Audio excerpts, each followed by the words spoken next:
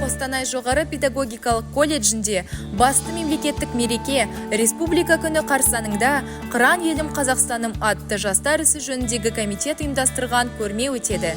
Колледж мерекелік күйге толы, фото аймақтар және безендіру, ұлттық киім, ұлттық аспаптарда ойнау болады.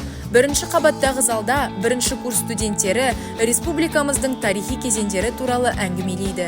Педагогтар мен қызметкерлер арасында онлайн дауыс беру қорытындысы бойынша үздік көрме павильонын анықтайды.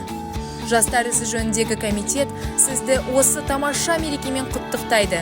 Елімізге барлық игіліктерді тілейміз.